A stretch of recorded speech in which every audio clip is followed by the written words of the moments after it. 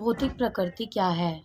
गीता में इसकी भी व्याख्या अपरा प्रकृति के रूप में हुई है। जीव को पूरा प्रकृति, उत्कृष्ट प्रकृति कहा गया है। प्रकृति चाहे परा हो या अपरा, सदैव नियंत्रण में रहती है। प्रकृति स्त्री स्वरूपा है और वह भगवान द्वारा उसी प्रकार नियंत्रित होती है जिस प्रकार पत्नी अपने पति द्वारा प्रकृति सदैव अधीन रहती है, उस पर भगवान का प्रभुत्व रहता है, क्योंकि भगवान ही नियंत्रक हैं। जीव तथा भौतिक प्रकृति दोनों ही परमेश्वर द्वारा अधिशासित एवं नियंत्रित होते हैं। गीता के अनुसार यद्यपि सारे जीव परमेश्वर के अंश हैं, लेकिन वह प्रकृति ही माने जाते हैं। इसका स्पष्ट उल्लेखन भगवद गीता के 7वें अध्याय में हुआ है। भूताम अर्थात जीव हैं। जीव भूताम अर्थात जीव हैं। भौतिक प्रकृति 3 गुणों से निर्मित है। सत्गुण, रजोगुण तथा तमोगुण। इन गुणों के ऊपर नित्य काल है और इन प्रकृति के गुणों तथा नित्य काल के नियंत्रण व संयोग से अनेक कार्यकलाप होते हैं।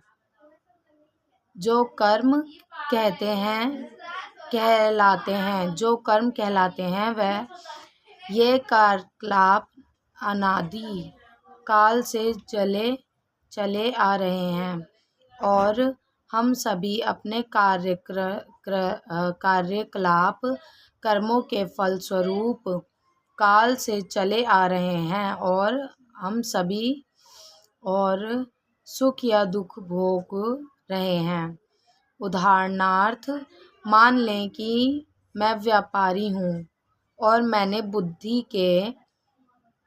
के बल पर कठोर श्रम किया है और बहुत संपत्ति संचित कर ली, तब मैं संपत्ति के सुख का भोगता हूँ। किंतु यदि मान लें कि व्यापार में हानि से मेरा सब धन जाता रहा, तो मैं दुख का भोक्ता हो जाता हूँ। इसी प्रकार जीवन के प्रत्येक क्षेत्र में हम अपने कर्मों के फल का सुख भोगते हैं या उसका कष्ट उठाते हैं। ये कर्म कहलाता है।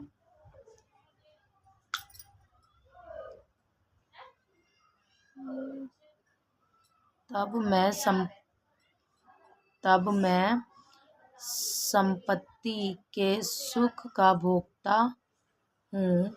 किंतु यदि मान लें कि व्यापार में हानि से मेरा सब धन समाप्त हो जाता है, तो मैं दुखों का भोगता हूँ। इसी प्रकार जीव के प्रत्येक क्षेत्र में हम अपने कर्म के फल का सुख भोगते हैं या उसका कष्ट उठाते हैं। यह कर्म कहलाता है। भौतिक प्रकृति 3 गुणों से निर्मित है। जो भौतिक प्रकृति है वो 3 गुणों से निर्मित है। पहला है सतगुण, दूसरा है रजोगुण तथा तीसरा है तमोगुण। इन गुणों के ऊपर नित्य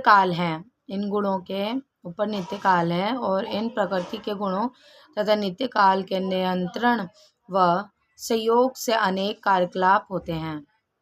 इन्हीं गुणों के कारण जो हम कर्म करते हैं वो सब किए जाते हैं, जो कि कर्म कहलाते हैं। ये कार्यकलाप अनादि काल से चले आ रहे हैं। ये कार्यकलाप जो हैं, ये कर्म जो है वो बहुत ही ज़्यादा कालों से चले आ रहे हैं, पहले से ही चले आ रहे हैं, और हम सभी अपने कार्यकलाप यानी कर्मों के फलस्वरूप सुख या दुख भोगते रहे हैं।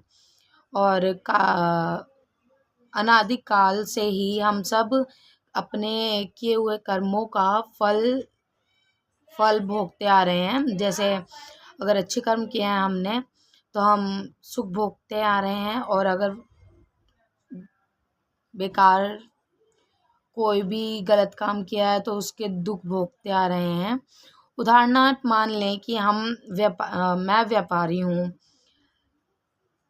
व्यापारी हूँ और मैंने बहुत सारा धन सचित किया है, बहुत सारा धन इकट्ठा किया है, तब मैं संपत्ति के सुख को भोगता रहूँगा। किंतु यदि मान लें कि व्यापार में हानि के कारण मैं अपना सारा धन खत्म हो जाता है तो मैं दुख भोगूंगा।